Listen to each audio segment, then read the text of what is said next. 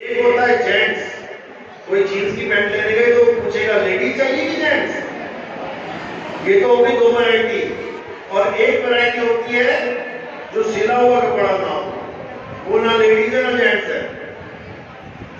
जैसे हमारे इंसानों में होता है या तो लेडीज है कोई बच्चा पैदा होता है, या जेंट्स है, या लेडीज और जेंट्स दोनों ही नहीं है, उसको हम क्या कह देते हैं, किन्नर। तीन वैरायटी हो गई। नॉर्मली दो ही होती है, तीसरी तो हुई कभी हुई तो हुई। ऐसे हम चश्मा लेने जाते हैं तो दुकानदार ये पूछता है लेडीज दिखाऊं कि जेंट्स। हम पर्स लेने जाते हैं कि भैया पर्स देना, वो पूछेगा लेडीज दिखाऊं कि जेंट्स। जबकि दोनों में चमड़ा एक ही लगा है, कपड़ा एक ही लगा है, प्लास्टिक एक ही लगी है, लेकिन जेंट्स भी बन गया, लेडीज भी बन गया। इसी प्रकार कृष्ण जी समझा रहे हैं अर्जुन को, हे अर्जुन, तू और मैं ये शरीर नहीं है। तो हम क्या हैं? अगर हम शरीर नहीं है तो हम क्या हैं? हे अर्जुन, तू और मैं और ये जितने भी राजा महाराजा हैं, हम सब आत्मा हैं, आत्मा है। हम शरीर नहीं है। शरीर क्या है फिर? शरीर पांच तत्वों का पुतला है। चाहे वो आदमी का शरीर है, चाहे औरत का शरीर है, किससे बना है? पांच तत्वों से, आकाश, वायु, अग्नि, जल, पृथ्वी। ये हमारी पूरी काया इन पांच तत्वों से बनी है। लेकिन तू और मैं ये पांच तत्व नहीं है। ये पांच तत्व रूपी कपड़े तो हमने धारण किए हैं। जैसे लाल सूट, हरा सूट, पीला सूट, सफेद कपड़े, गुलाबी कपड़े, नीले कपड़े, सबने अलग अलग कपड़े धारण कर लिए। अब कोई कहे मैं तो हरा हूं, मैं तो नीला हूं, मैं तो पीला हूं, तो भैया तुम हरे नीले पीले नहीं हो। तुम्हारे कपड़े हरे नीले पीले हैं। आज लाल पहना है, कल को क्या पता यही पीले पहन के आ जाओ। यानी आज तुम आदमी का चोला पहन के आए हो। क्या कहते हैं? मानुष चोला। मानुष चोला। चोला क्या होता है? चोला यानी कपड़े। तुम मानुष चोला धारण करके आए हो और तुम्हारे घर ही में तुम्हारी माता जी, बहन जी, मौसी जी, नानी जी, ये कौन सा चोला धारण करके आए हैं? ये औरत का चोला। तुम आदमी का चोला, वो औरत का चोला। लेकिन ना तुम चोला हो और ना वो चोला है। ना तुम आदमी हो, ना वो औरत है। तो ये आदमी और औरत कौन है? कपड़े। ये कपड़े हैं हमारे। और इन कपड़ों को एक दिन छोड़ के कौन चला जाएगा? हम चले जाएंगे। तो जब हम इस कपड़े को छोड़ेंगे तो फिर हम क्या हुए? कपड़ा तो नीचे पड़ा हुआ है, चोला तो नीचे पड़ा है, और मैं चोले को छोड़ के अलग हो गया तो मैं क्या हूं? आत्मा हूं। इसी आत्मा के ज्ञान को जान लेना आत्म ज्ञान है। इसीलिए अध्याय 3 17वां श्लोक क्या बोला गीता में? हे अर्जुन, जो अपनी आत्मा में तृप्त हो जाते हैं, जो अपनी आत्मा में लीन हो जाते हैं, जो अपनी आत्मा में संतुष्ट हो जाते हैं, उनके लिए कोई धार्मिक कर्म कर्तव्य लागू ही नहीं होता। उसको सारी उम्र किसी मंदिर में जाने की जरूरत नहीं है। उसको सारी उम्र किसी मंत्र को को राम राम श्याम श्याम जपने की जरूरत नहीं है, उसको सारी उम्र कोई पूजा पाठ करने की जरूरत नहीं है, फिर भी वो नास्तिक नहीं कहलाएगा, फिर भी वो नास्तिक नहीं कहलाएगा। क्या कहलाएगा? आत्मज्ञानी। हे अर्जुन, आत्मा ही सत्य है, आत्मा ही सनातन है। जो अपनी आत्मा को जान जाते हैं वही सनातनी है, और जो अपनी आत्मा को नहीं जान पाते वो सनातनी नहीं है। जो मुझे मनुष्य करके पूजते हैं, यानी एक आदमी समझ के कि कृष्ण जी कौन है, एक आदमी, राधा जी कौन है, एक औरत।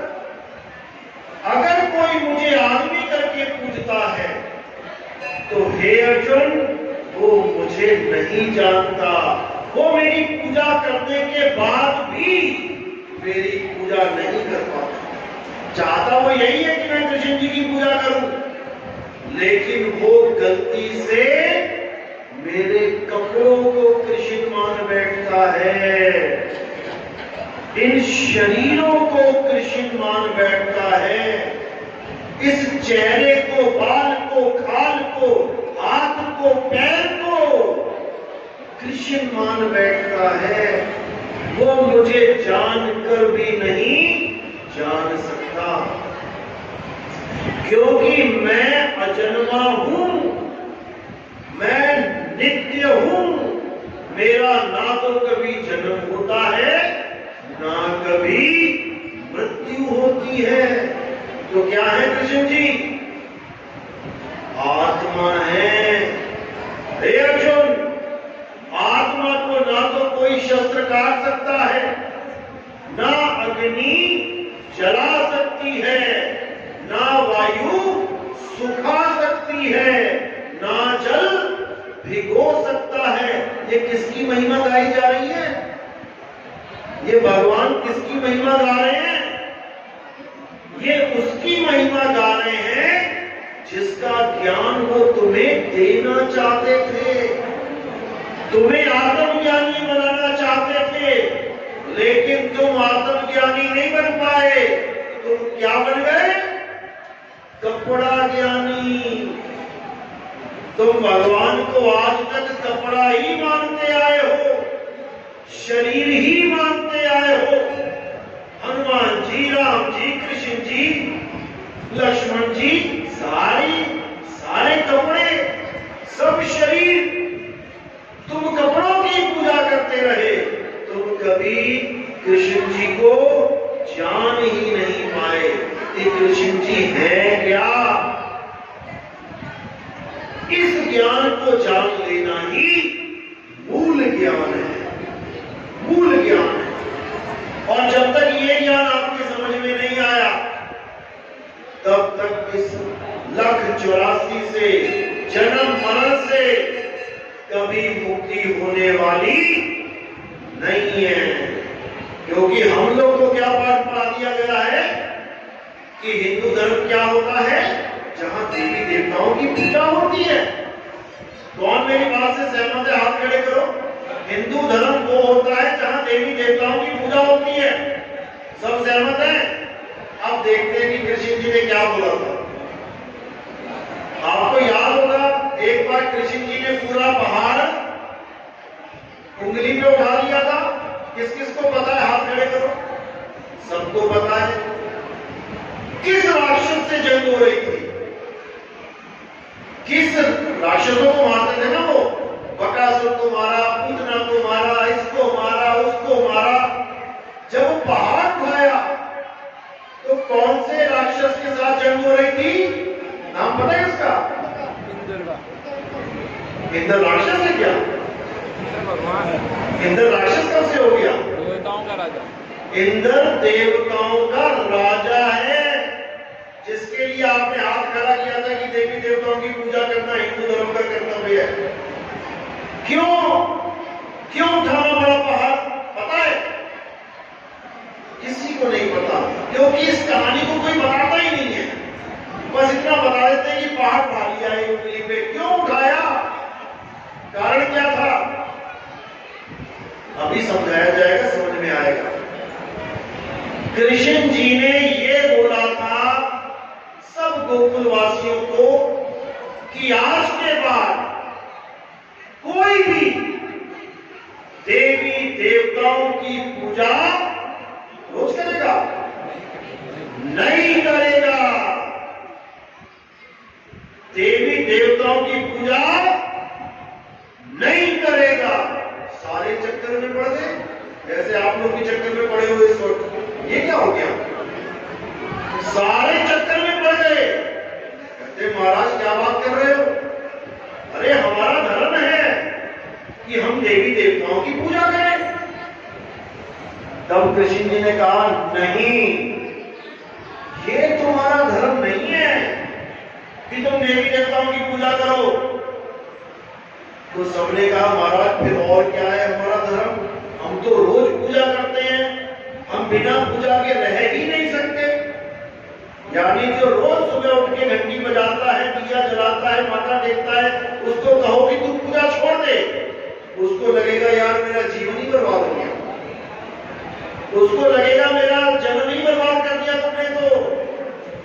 तो जब कृष्ण जी ने ये बोला कि आज के बाद देवी देवताओं की पूजा कोई नहीं करेगा, तो सबने यही बोला कि हम रह नहीं सकते बिना पूजा के, क्या करें। तो कृष्ण जी ने क्या कहा था उस पर, याद है? कृष्ण जी ने कहा कि देवी देवताओं की पूजा मैं नहीं करने दूंगा, हाँ तुम गोवर्धन पर्वत की पूजा कर लो। सुना ही नहीं, गोवर्धन पर्वत का नाम सुना है? उस पर्वत की पूजा करने के लिए हामी भरवाती। ये भी कह सकते थे कि देवताओं को छोड़ो और मेरी पूजा कर दो। भाई भगवान सामने खड़े हैं, देवी देवताओं को मना कर रहे हैं पूजने के लिए, तो कुछ तो ऑप्शन देना कि चलो तुम्हारी पूजा कर रहे हैं। अपनी भी पूजा नहीं करने को बोला। याद रखना इस बात को, कहीं पर भी अपनी पूजा करने को कृष्ण जी ने कभी बोला ही नहीं। तो जो सबको बोला कि गोवर्धन की पूजा करो, सारे चले गए गोवर्धन की पूजा करने, पूजा भी करने लगे और परिक्रमा भी लगाने लगे। आज भी गोवर्धन पर्वत की परिक्रमा लगाई जाती है। जब देवी देवताओं ने देखा कि कृष्ण जी ने तो हमारे खिलाफ कर दिया सबको, तब उन्होंने क्या किया, देवताओं के राजा ने मूसलाधार बारिश कर दी, चारों तरफ पानी पानी, बाढ़ ही बाढ़ कर दिया। यानी हमें मारने के लिए पूरा जोर लगा दिया। तो कृष्ण जी ने क्या किया, फिर उस पर्वत को उठा के उसका छाता बना दिया और सारे गोकुलवासी उस पर्वत के नीचे आ गए। अब कृष्ण जी ने अपना फर्ज निभा दिया कि भाई देवी देवताओं की पूजा नहीं करना, मैं तुम्हें इससे भी ऊंचा ज्ञान देता हूं। कौन सा ज्ञान? आत्म ज्ञान। मैं तुम्हें आत्म ज्ञान देता हूं। गीता अध्याय 2 पढ़ो, पूरा आत्म ज्ञान भरा पड़ा है, लेकिन हमें और तुम्हें उस आत्म ज्ञान को सुनाया ही नहीं जाता।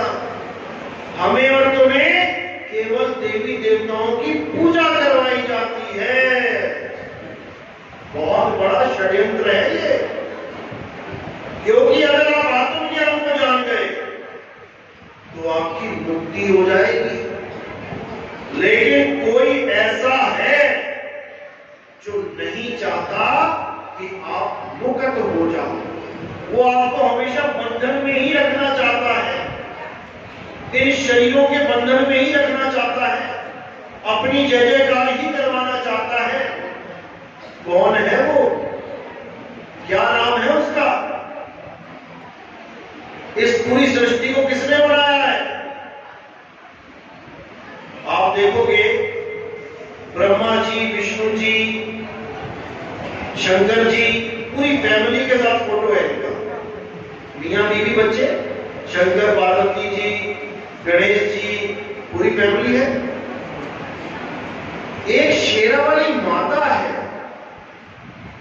जो कहा तो माता नहीं है, लेकिन कोई भी आज तक उसके पति के बारे में नहीं जानता। हमेशा अकेली मिलेगी खड़ी शेर के साथ, कहलाती माता है, लेकिन बिना पिता के कैसे माता है? कोई भी उनके पति को जान ही नहीं पाया। ये सारी दुनिया उन्हीं ने बनाई है। क्या नाम है उसका? बोलो, सबने सुना है, सबने सुना है नाम, लेकिन जानता कोई नहीं। कौन है? अभी मैं बोलूंगा तो सब कहोगे हाँ सुनाए सुनाए, सब आप खड़े हो जाएंगे। अलग, आगे निरंजन, अलग निरंजन, सबने सुना ना? किस किस ने सुना? आप खड़े करो। देखो सबने सुना, सबने सुना है। कभी किसी ने देखा कि ये कौन है? कभी इसकी फोटो देखी कि ये कौन है? आज भी तुम चले जाओ किसी भी धार्मिक पुस्तकालय में और उसको बस ये कहो कि भैया जी मुझे अलग निरंजन की फोटो दे दो, तुम्हें जीवन में नहीं मिलेगी। तुम कहो मुझे राम जी की फोटो दे दो, कृष्ण जी की दे दो, हनुमान जी की दे दो, शेरावाली माता, किसी की भी मांग लो, मिल जाएगी। लेकिन तुम जैसे कहोगे मुझे अलग निरंजन की फोटो चाहिए, वो हाथ जोड़ देगा, क्योंकि उसको भी नहीं पता कि ये अलग निरंजन कौन है, कैसा है। जब किसी को पता ही नहीं है ये कौन है, कैसा है, तो ये नाम आया कहां से? ये आया कहां से नाम? कोई तो जानता होगा इसको। रामलीला देखते हो? रामलीला, उसमें रावण कहता है थोड़ी थोड़ी देर बाद अलग निरंजन। गोरखनाथ जी का नाम सुना है? गोरखनाथ की कोई फिल्म देख लो या उनकी वाणी पढ़ो, उसमें लिखा होगा अलग निरंजन। भोले शंकर भी बैठे हुए, कैलाशनाथ, वो भी थोड़ी थोड़ी देर बाद कहते हैं अलग निरंजन। कौन है? यही निरंजन इस तीन लोक का मालिक है। आकाश, धरती, पाताल, तीन लोक का मालिक है ये। और इसी ने हम सबको कैद में डाल रखा है। हम सब कैद में हैं इस वक्त। ये दुनिया एक जेल है, हम कैदी हैं इस दुनिया में। हमें ये कभी समझ में आ ही नहीं सकता कि हम कैसे इस दुनिया में आ गए और ये दुनिया छोड़ के जाएं कहां। कैसे आ गए आप इस दुनिया में? कहां से आए हो? सब भूले पड़े हैं। सबको केवल ये जन्म याद है कि हाँ मैं मम्मी के पास आई होगी, उसके गर्भ में से, ठीक है इस घर में पैदा होगी, बस पिछली स्टोरी बिल्कुल भुला दिया। और मर के कहां जाना है ये भी किसी को नहीं पता। यही जाल है उस अलग निरंजन का। सबको पैदा किया है यहां पर और सबकी मृत्यु निश्चित की हुई है, लेकिन फिर भी ना तो कोई पैदा हो रहा है ना कोई मर रहा है। जन्म और मृत्यु किसकी निश्चित की गई है? इस काया की। तुम क्या हो? तुम हो जीवात्मा। और जीवात्मा क्या होता है? जो कभी ना पैदा होता है ना मरता है, यानी तुम अमर हो। लेकिन तुम्हें इस अज्ञान में रखा जा रहा है कि बेटा तू एक दिन मरेगा, और तुमने इसको बड़ी अच्छी तरह अपना लिया इस अज्ञान को कि हाँ हाँ मैं एक दिन मरूंगा। बस यही अज्ञान है। तो वाणी कह रही है ईश्वर अंश जीव अविनाशी। जब अविनाशी है तो मरेगा कौन? कोई नहीं मरता।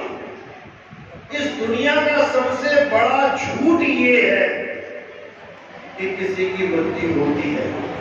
कबीर साहब कहते हैं अरे पानी में पानी मिला और मिला पौन में पौन। और मैं तो से पूछूं पंडिता इनमें मरा कौन? ये पांच तत्वों में मिल गए। मिलने को मरना थोड़ी नहीं कहते। पांच तत्वों में मिल गए और ये जीव अमर है। तो मरा कौन? कोई मरता ही नहीं है कभी। इसी भ्रम को खत्म करना, अपने आप को पहचानना आत्मज्ञान है। और जिस दिन ये आत्मज्ञान समझ में आ जाता है उस दिन मौत आपकी दासी बन जाती है, पैर दबाती है मौत, क्योंकि अब कोई मरेगा ही नहीं। तो साहिब कहते हैं हम ना मरे मरे संसारा हमको मिला जीवन हारा। कि भैया मैं नहीं मरता, ये मरने वाला काम हमारा नहीं है। काया पैदा होती है, काया मरती है, मैं नहीं मरता। जैसे वो नहीं मरते वैसे हम भी नहीं मरते, हमारे माता पिता भी नहीं मरते। इसी को समझना है। किसी की मां मर गई, अब मां मर गई यानी शरीर मर गया। अब 4 बजे मरा, 4 बजे माता निकल गई, 10 बजे तक सब लोग इकट्ठे हो गए। अब क्या बोला जा रहा है? मां हमें छोड़ के चली गई। अरे भाई छोड़ के चली गई, लेडी तो है। इसी को तो माजी करते आ रहे थे आज तक। अब कह रहे छोड़ के चली गई। माजी लेटी तो है, माजी नहीं लेटी है। ये माजी के कपड़े हैं। जैसे बाथरूम में कपड़े खोल के निकल जाएं तो कपड़े लटके खूंटी में। अब मैं थोड़ी नहीं लटक गया वहां पे, कपड़े लटके हैं, लेकिन हम कपड़ों को ही अपना अस्तित्व मान के बैठे हैं। इसीलिए आत्मज्ञान नहीं हो पा रहा। अब कृष्ण जी बार बार ये कह रहे हैं कि हे जीव तू पहचान जा अपने आप को। अगर तेरी मृत्यु इस ज्ञान को प्राप्त करने से पहले हो गई यानी शरीर की, तो तू 1,84 में चला जाएगा। अभी तो बढ़िया बढ़िया पंखे चल रहे हैं, रात में सोना होता है, बढ़िया मोटी दीवारें 9-9 इंची की, बढ़िया दरवाजे लगे हैं लकड़ के, उसके बाद कुंडी भी लगी है और उसके बाद ताला भी लगा दिया। पूरी सेफ्टी सिक्योरिटी के साथ आप 6 घंटा 8 घंटा सोते हो। अब बन गए हिरन, अब क्या करोगे?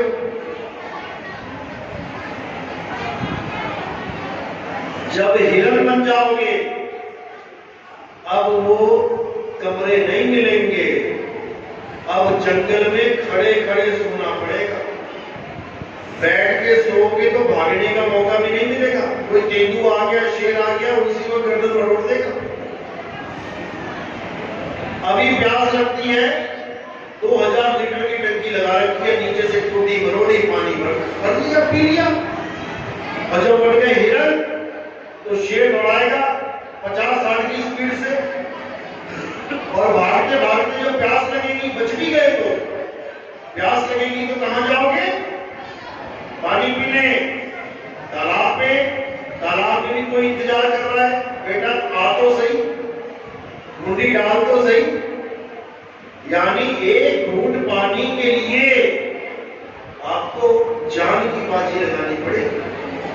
तो इस इंसानी चूल्हे में इतनी सहूलत है कि आप राजाओं की तरह जी रहे हो, भले आप गरीब हो, लेकिन कम से कम चैन की नींद तो ले रहे हो। और एक बार 84 में चले गए तो हालत खराब हो जाएगी। पूरी गीता में यही समझा कि जब तक तुम्हें आत्मज्ञान नहीं हो गया, तुम्हारा 84 का बंधन टूटने वाला नहीं है। अब कोई सोचे मैं राम राम राम राम करता रहूं सारी उम्र, मैं ओम ओम ओम करता रहूं सारी उम्र, मेरी मुक्ति हो जाएगी? कभी नहीं होगी। कैसे? एक महात्मा था, ऋषि था, सारी उम्र ओम ओम राम राम, कभी गायत्री मंत्र, कभी कोई मंत्र, सारी उम्र इसी में लगा थी। नाम जपते जपते जपते बूढ़ा हो गया। अब जैसे ही बूढ़ा हुआ, मरने के करीब हुआ, उसके आश्रम में जंगल से एक हिरण आ गया, हिरण का बच्चा आ गया। अब वो महात्मा हिरण के बच्चे को घास खिलाए, पानी पिलाए, प्रेम बढ़ गया। कोई बुरा तो नहीं किया उसने, अच्छी बात है, जानवरों से प्रेम किया, हिरण को प्यास लगी, पानी पिलाया, घास खिलाई। धीरे धीरे प्रेम इतना बढ़ गया कि वो हिरण का बच्चा उसे हमेशा याद रहने लगा। अब एक दिन ऐसा आया, वो भक्ति में बैठा है, नाम जप रहा है, एकदम संदेशा आया कि अब तेरा अंत समय आ गया, चल। अब जैसे उसको लगा कि मेरी मृत्यु होने वाली है, उसका ध्यान कहां गया? हिरण के बच्चे में, कि मैंने उस हिरण के बच्चे को बांधा हुआ है, कोई शेर चीता आ गया तो भाग भी नहीं पाएगा, अरे वो बंधा हुआ है, उसको घास कौन खिलाएगा, अरे बंधा बंधा मर जाएगा। बुरी बात तो नहीं सोची, अच्छी बात सोची, किसी जीव के लिए अच्छा सोचा, लेकिन इस सोच के कारण क्या हुआ? उस ऋषि को हिरण बनना पड़ा। वो हिरण की चूट में चला गया। अब लगा भागने शेरों के आगे, जान बचा के, यानी सारी उम्र जो राम राम, जो ओम ओम, जो मंत्र जपे, बिल्कुल काम नहीं आए। नहीं तो हिरण कैसे बन जाता? नहीं तो हिरण कैसे बन जाता? भगवान का नाम लेके तो मुक्ति मिलती है, 84 में कैसे चला गया? क्यों चला गया? क्योंकि उसने अपना अंतिम समय संभाला नहीं। अंत मता सोगता, ये सबसे बड़ा फार्मूला है तुम्हारी मुक्ति का। तुम सारी उम्र गुरु का नाम लो, सारी उम्र नाम जपते रहो, और अगर अंत समय में तुम्हारा ध्यान तुम्हारे किसी पालतू कुत्ते में, या किसी मुर्गी में, या किसी मछली में चला गया, तो तुम गए काम से। बहुत बड़ा जाल है, तुम तो सारी उम्र राम राम कर भी नहीं सकते। तुम्हें तो अभी बीमार हो जाओ, सबके नाम याद आ जाते हैं। मेरे लड़के को ले आओ, मैं मरने वाली हूं, पता नहीं कब मर जाऊं, उसकी शक्ल देख लूं। किसको ध्यान रहे हो? लड़के को। और गुरुवाणी क्या कह रही है? अंत काले जो लड़का सिमरे, ऐसी चिंता में देह मरे, सुअर जन्म दो भगवदूत। जो ये सोचते हैं कि मैं मरने वाला हूं, मुझे मेरे लड़के की शक्ल दिखा दो, बच्चों की शक्ल दिखा दो, वो कहां चले जाते हैं? सुअर के जन्म में। सूरी बन जाओगे। एक बार में 20-20 बच्चे पैदा कर देती है वो। 5 बार ब्याह गए तो पूरी कौरवों की, पांडवों की, कौरवों की सेना हो जाएगी। 100 बच्चों के बीच में बैठोगे जाके। ये केवल इसलिए होगा क्योंकि तुम्हें नहीं पता है कि अंत में करना क्या है। केवल इस अज्ञान के कारण तुम्हें लक्ष्य 84 में जाना पड़ेगा।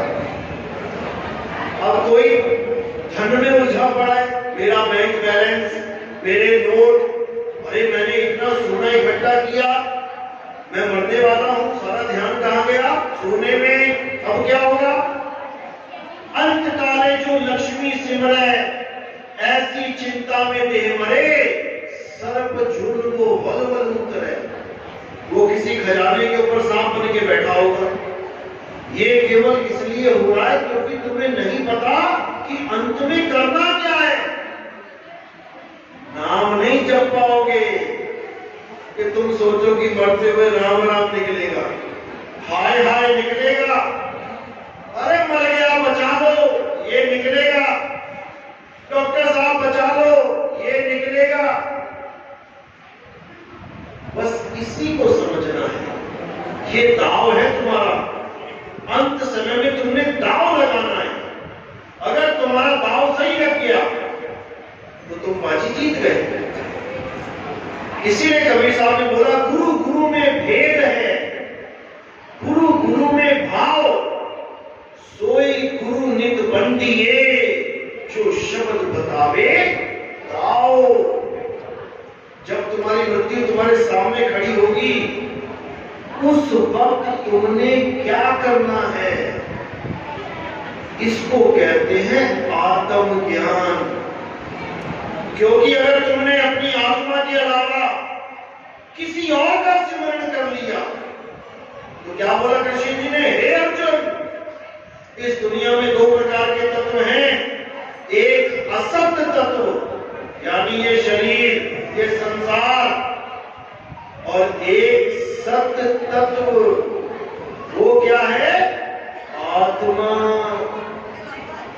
हे अर्जुन, जो लोग अंत समय में अपनी आत्मा में लीन रहते हैं, वो कभी किसी मां के गर्भ में नहीं जाते। कोई भी मां, ये नहीं केवल औरत। अभी तुम इंसान इसलिए हो क्योंकि तुम्हें एक औरत का गर्भ मिल गया रहने के लिए। अगर किसी कुतिया का मिल जाता, किसी गदही का मिल जाता, किसी हथनी का मिल जाता, तो तुम भी चार टांगे लेके निकल आते। अभी तुम्हारी दो टांगे इसलिए हैं क्योंकि तुम्हारी माता की दो टांगे हैं, तुम्हारे पिताजी की दो टांगे हैं। और अगर गलती से किसी जानवर के गर्भ में चले गए तो जैसा वो जानवर है वैसे ही बन के निकल आओगे। अब भुगतो 84। इसलिए अंत समय में क्या करना है, इसका ज्ञान देने वाले को सतगुरु कहते हैं, और नाम जपवाने वाले को सतगुरु नहीं कहते। वो केवल तुम्हें परमात्मा के रास्ते पे चलाने के लिए सहायक हो सकता है कि कुछ नहीं से अच्छा राम राम करो, श्याम श्याम करो, वाहिगुरु वाहिगुरु करो, लेकिन मुक्तिदायक नहीं हो सकता। मुक्ति तब मिलेगी जब तुम अपने आत्मा को जानो।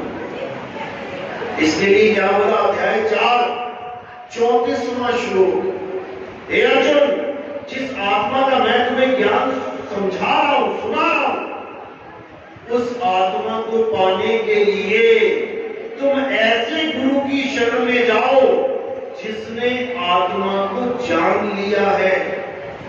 जिसने खुद आत्मा को जान लिया है वो तुम्हें भी आत्म ज्ञान दे देगा। एक बार आत्म ज्ञान हो जाने पर तुम कभी अज्ञान को प्राप्त नहीं होगे। यानी तुमने एक बार जान लिया कि मैं ना आदमी ना औरत, मैं आत्मा हूं, तो सोचो फिर कौन से आदमी और औरत को तुम भगवान मानोगे? फिर तो सारे आदमी और औरत शरीर ही हैं।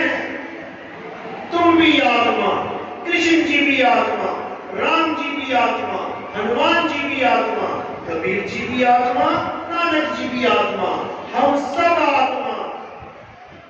इसी को बोला, घट घट मेरा साइया, सुनी सेज न कोय, और बलिहारी वा घट की, जिस घट परगट होए। यानी एक भी ऐसा इंसान नहीं है, जीव नहीं है, जहां पे आत्मा विराजमान नहीं है, उसी आत्मा को जानना है, वही है भक्ति। बाकी जितना भी कुछ है वो छोटी क्लासें हैं। जैसे बच्चे को स्कूल में भर्ती करवाते हैं, पहली क्लास में क्या मिलता है उसको? फुटबॉल पड़ी है, वॉलीबॉल पड़ी है, खिलौने पड़े हैं, हाथी घोड़े पड़े हैं। ये बच्चों की क्लास में होता है, क्रच कहते हैं उसको। आंगनबाड़ी, आंगनबाड़ी में खिलौने होते हैं, बच्चा खेलता है उससे, लेकिन क्या सारी उम्र खेलेगा? बिल्कुल नहीं। ये तो उसको एक ट्रैक दिया जा रहा है कि वो 6 घंटा अपने घर से अलग रहना सीखे, क्योंकि जब वो बड़ा होगा तो उसको 6-6, 8-8 घंटा स्कूल में आके पढ़ाई करनी है। इसलिए उसको घर से दूर उसका मन लगा रहे, इसलिए खिलौने देती है। लेकिन खिलौने असलियत नहीं है, असलियत है पढ़ाई। इसी प्रकार जब तक परमात्मा नहीं मिल रहा है, हमें भी खिलौने दे दिए, छोटे छोटे खिलौने। ये कबीर जी की मूर्ति, ये रविदास जी की मूर्ति, ये इनकी मूर्ति, ये उनकी मूर्ति, छोटे छोटे खिलौने दे दिए। हम खेल रहे हैं चिंता के साथ, लेकिन क्या वो मूर्ति भगवान है? कभी नहीं। कबीर साहब क्या कहते हैं? पाथर पूजे तो हरि मिले, तो मैं पूजूं पहाड़। तो पत्थर पूछ के हरि मिल जाए तो मैं छोटा क्यों पूजूं? मैं बड़ा वाला पूजूंगा, बड़ा हरि मिलेगा। और उससे ये चाकी भरी जो पीस खाए संसार। अगर पत्थर ही पूजना है तो कृष्ण जी ने तो कह दिया था कि गोवर्धन पूज लो। कबीर साहब कह रहे हैं चक्की पूज लो। अब इसका मतलब ये नहीं कि चक्की की अगरबत्ती करने लग जाना, कि कबीर साहब ने कहा है कि चक्की की अगरबत्ती करो, नहीं। ये ज्ञान समझाया जा रहा है कि चक्की में दाने पीस के रोटी बनती है, रोटी से तुम्हारी आंखें खुलती हैं, तुम्हारा पेट भरता है। इसलिए वो पत्थर तुम्हारे काम आ रहा है, लेकिन भगवान रूपी पत्थर तुम्हारे काम नहीं आ रहा। कोई भगवानों से बैर थोड़ी नहीं है कबीर साहब का। वो ये कह रहे हैं भगवान से प्रेम करो, लेकिन पत्थर से प्रेम मत करना। पत्थर से प्रेम वो करेगा जिसको भगवान का एड्रेस नहीं पता, वो प्रेम करेगा। जिसको भगवान के बारे में पता है वो कैसे मिलेगा? उसको पत्थर से कोई मतलब ही नहीं है। तो परमात्मा का एड्रेस कबीर साहब ने कहां बताया?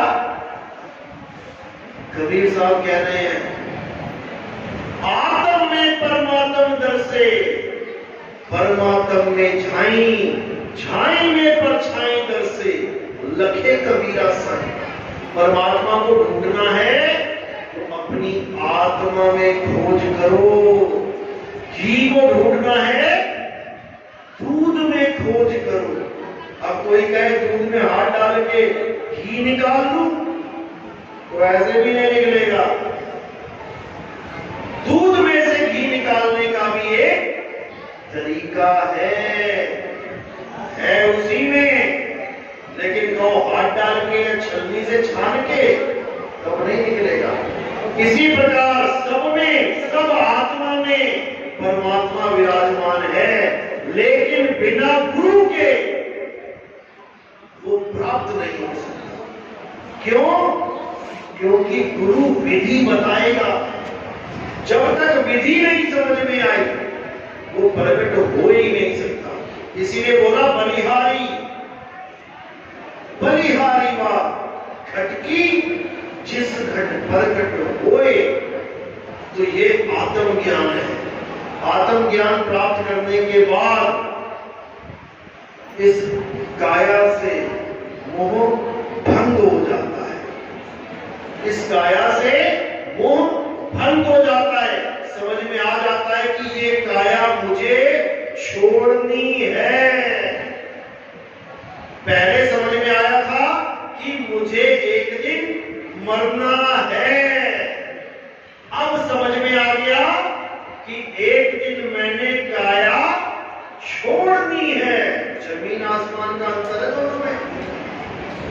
एक ज्ञान कह रहा है कि तुम मर ही जाओगे, वहां पर डर पैदा होता है, अरे मैं मर जाऊंगा। और एक ज्ञान कह रहा है कि काया को छोड़ दो, वहां पर तुम एक जुगत लगाओगे, तरीका अपनाओगे जो गुरु तुम्हें बताएगा। क्योंकि काया सबको छोड़नी पड़ेगी। काया को छोड़ने के क्या तरीके हैं? 9 दरवाजे खुले पड़े हैं और इस काया में से सबको उन 9 दरवाजों में से निकलना पड़ेगा। कौन से 9 दरवाजे हैं? 2 कान के छेद, 2 आंख के छेद, 2 नाक के छेद, 6 हो गए, मुंह का छेद 7 और लिंग गुदा, लैट्रिन बाथरूम करते हैं। ये 9 दरवाजे आपके बाहर निकलने के रास्ते हैं। अंत समय आता है, या तो किसी की लैट्रिन निकल जाएगी, पैखाना निकल जाएगा, या किसी का पेशाब निकल जाएगा, या किसी की जीभ बाहर आ जाएगी, या किसी के नाक से कान से ब्लड आ जाएगा, या किसी की आंखें अंडे की तरह बाहर आ जाएंगी। यही 9 दरवाजे हैं। सबको ऐसे निकलना पड़ेगा। कबीर साहब कह रहे हैं 9 दरवाजे संसार सब, 10वें योगी साध। अब एक 10वां दरवाजा भी है, वहां से कौन निकलता है? केवल योगी निकलेगा। लेकिन 10वें दरवाजे से निकलने पर भी मुक्ति नहीं मिलेगी। 9 दरवाजे संसार सब, 10वें योगी साध। एकादश खिड़की बनी और कोई जाने संत सुजा। अब ये 11वीं खिड़की जो है, अगर इसका भेद तुम्हें पता लग गया तो तुम उसमें समा जाओगे और वापस कभी इस जन्म मरण में आना ही नहीं पड़ेगा। किसी मां के गर्भ में जाना ही नहीं पड़ेगा। क्योंकि अभी जिस मां को तुम अपनी मां समझ बैठे हो, तुम्हारे पैदा होने से पहले तुम्हें पता नहीं था कि मेरी मां कौन सी होने वाली है। मेरी मां हिंदू है, मुसलमान है, सिख है, ईसाई, नहीं पता था। मेरी मां हिंदी बोलेगी, नेपाली बोलेगी, चाइनीज बोलेगी, अंग्रेजी बोलेगी, उर्दू बोलेगी, ये भी नहीं पता था। जैसी मां मिली वैसा ही अपना लिया। गोरी मिली तब भी मेरी मां, काली मिली तब भी मेरी मां। जिसको तुम मां समझ बैठे हो वो मां है ही नहीं। वो क्या है? मांस, बाल, खाल, खून, हड्डी, मज्जा। इसमें से मां कौन है? क्या हड्डी तुम्हारी मां है? क्या खून तुम्हारी मां है? क्या चमड़ी तुम्हारी मां है? क्या बाल तुम्हारी मां है? क्या खाल तुम्हारी मां है? हमारी मां कोई है ही नहीं। हमने इस काया को मां मान लिया। काया क्या बताया था मैंने पहले? काया क्या है? कपड़े। तुमने कपड़ों को मां मान लिया। तुम्हारी कोई मां और बाप है ही नहीं, क्योंकि तुम तो अविनाशी हो। जब तुम अविनाशी हो तो तुम्हें पैदा कौन करेगा और तुम्हें मारेगा कौन? बहुत अच्छी तरह समझना। तुम अविनाशी हो। अविनाशी को ना तो कोई पैदा कर सकता है, ना कोई मार सकता है। तो फिर तुम्हारे माँ बाप कहां से आ गए? माँ बाप हैं इस शरीर के, तुम्हारे नहीं, तुम्हारे नहीं। बुल्ले शाह ने उस वक्त बोला था जब सब कहते थे हम आदम की औलादे हैं। हमें आदमी क्यों कहा जाता है? कहते ना 4 आदमी इधर आ जाओ। आदमी नाम कहां से पड़ा? जो ये मानते हैं कि हम आदम के बच्चे हैं। आदम और हव्वा, पहला आदमी और पहली औरत बताई गई। अब मनुष्य कहते हैं, मनुष्य नाम कहां से पड़ा? जो ये मानते हैं कि हम मनु की संतानें हैं, वो मनुष्य कहला रहे हैं। तो उस वक्त ये प्रचलित में था कि हम सब आदम की औलादे हैं, लेकिन बुल्ले शाह ने मुस्लिम होते हुए क्या वाणी बोली? बुल्ला की जाना मैं कौन? तो कहते ना मैं आदम हव्वा जाया, ना मैं अपना नाम कराया, मैं आदम और हव्वा की औलाद नहीं हूं, क्योंकि मैं अविनाशी आत्मा हूं, मुझे कोई पैदा नहीं कर सकता। उनको जब आत्म ज्ञान हुआ तो उन्होंने इसका खुलासा कर दिया। इसी प्रकार जितने भी संत महात्मा यहाँ पर आते हैं वो यही समझाते हैं कि तुम अविनाशी आत्मा हो, अपने आप को जानो, और जब अंत समय आए तो इस चोले को उतार के अपने स्वरूप में आ जाओ, तब तुम्हारा जन्म और मरण सदा सदा के लिए खत्म हो जाएगा। इसके अलावा कोई रास्ता नहीं है, जितना मर्जी कोई जोर लगा दो। तो इसी को आत्म ज्ञान कहते हैं। इसी ज्ञान को समझाने के लिए कबीर साहब, नानक साहब, रविदास जी महाराज जगत जगत में, गली गली में घूमते रहे दुनिया को समझाने के लिए, लेकिन ये दुनिया मोटी मोटी समझ नहीं पाई। उठा के उन्हीं की शरीरों की पूजा करने लगे। जो तुम्हें ये समझाते रहे कि तुम शरीर नहीं हो, हम शरीर नहीं है, हम आत्मा है, ये नहीं समझ में आया। उनके जाने के बाद उनके शरीर जैसी मूर्तियां बना के उसको पूजने लगे। कितना बड़ा ज्ञान है हमारे पास।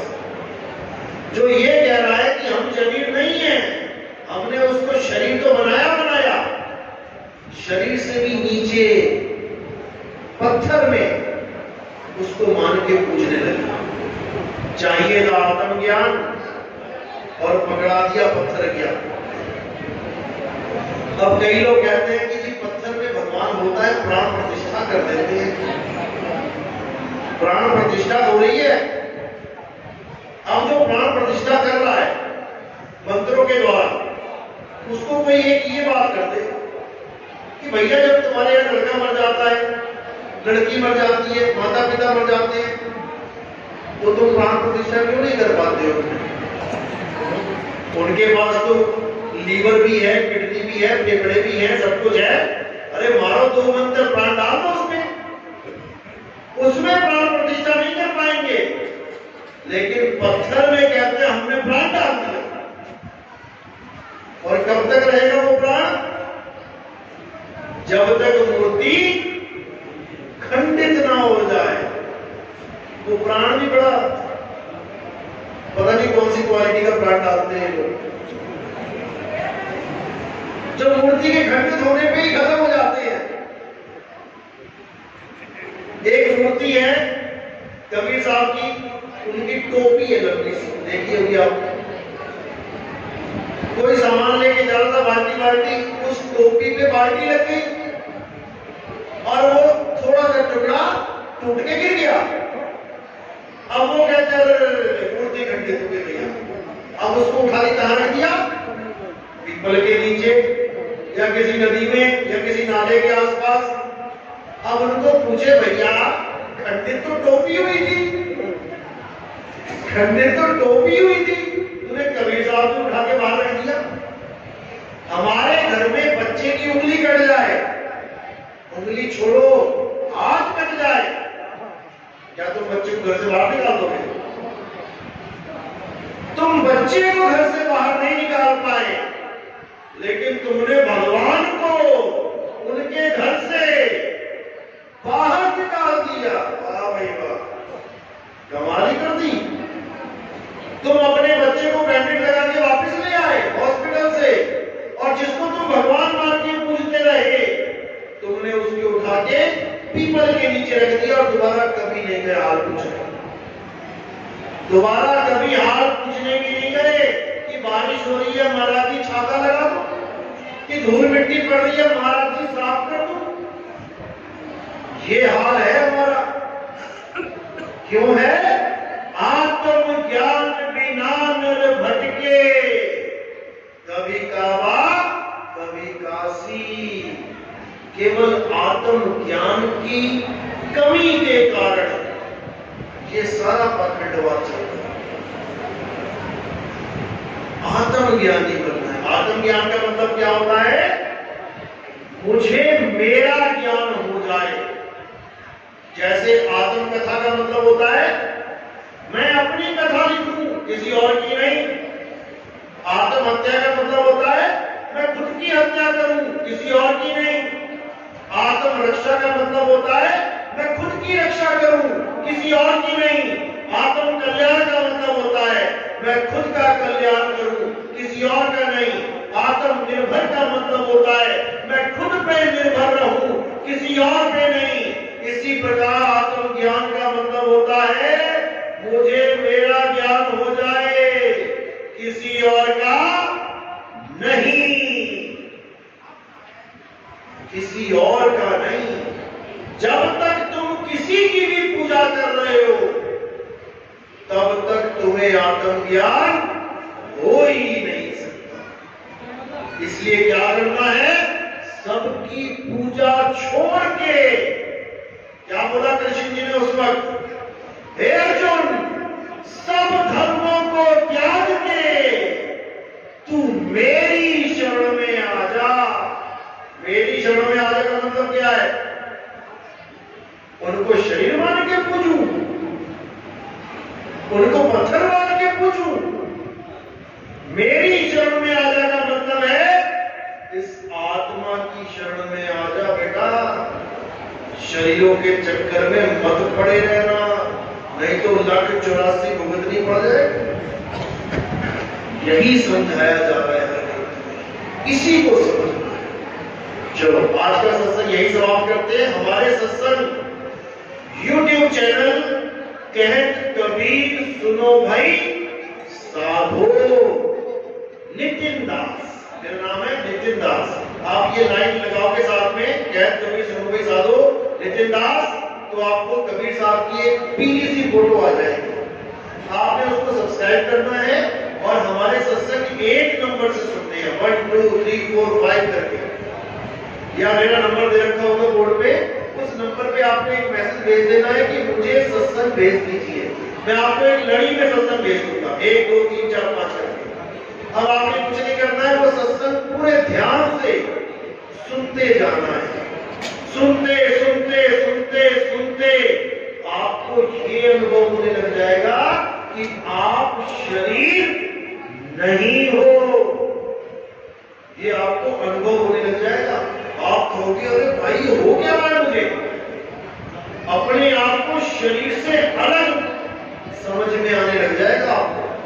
ये हमारे सत्संगों की महिमा है, इसको सुन के देखना पूरी तसल्ली से। तो आज की जो इस सत्संग है, मेरी बात किस किस के समझ में आई वो हाथ खड़ा करे, थोड़ी सी भी आई हो, बहुत अच्छी बात है। आज आपके संस्कार का बीज पड़ गया, आज खेत में बीज पड़ गया। अब कभी ऋतु आएगी, मौसम बढ़िया होगा, मालिक ने चाहा तो बरसात भी होगी और यही बीज एक दिन पेड़ बन जाएगा। तब आप पक्के सनातनी हो जाओगे। तब आप गर्व से कहोगे कि हम सनातनी हैं। देवी देवताओं की पूजा करने वाले भी सनातनी बने बैठे हैं। आत्मज्ञानी सनातनी होता है। सनातन धर्म वो होता है जिसका आदि और अंत कोई जाने ही ना पाए। राम जी का आदि अंत नहीं पता क्या? त्रेता युग में आए थे। विष्णु जी का नहीं पता क्या? सतयुग में थे। कृष्ण जी का नहीं पता क्या? द्वापर में आए थे। हनुमान जी का नहीं पता क्या? त्रेता में भी थे, द्वापर में भी थे। सबका आदि अंत पता है। जिसका आदि अंत पता लग गया वो सनातन रहा ही नहीं। अब मैं पूछता हूं, आत्मा कब आई और कब जाएगी? कब पैदा बनेगी? बताओ जरा। इसका कोई जवाब ही नहीं है। यही सनातन है, इसी को समझना है। और जिसको सनातन समझ में आ गया वही कृष्ण जी का सबसे प्रेमी भगत है। जिसको कृष्ण जी ने गीता में कूट कूट के ज्ञान समझा रखा है, फिर कृष्ण जी का सबसे प्रिय भगत वही होगा। चलो आज का सत्संग यही समाप्त करते हैं और आगे का जो प्रोग्राम है उस प्रोग्राम को आगे बढ़ाएंगे। जो मंच संचालक है वो आपको बताएंगे क्या करना है। तो जयकारे के साथ सत्संग की समाप्ति करेंगे। बोलिए परमपिता परमात्मा की सारे बंदे की सत्ता। बहुत बहुत धन्यवाद नितिन जी महाराज का। बहुत ही ज्ञान रूपी बातें आत्मा से संबंधित, कृष्ण जी महाराज से संबंधित ज्यादा से ज्यादा बातें सुनाई गई। सभी से मेरा यह निवेदन है कि महाराज ने जो अच्छी बातें बताई उन बातों को ग्रहण करें और उस पर चले। माता के बारे में, आत्मा के बारे में कि कौन है, ये चोला है, ये शरीर है, इसको एक कपड़े के बराबर बताया गया है महाराज जी द्वारा।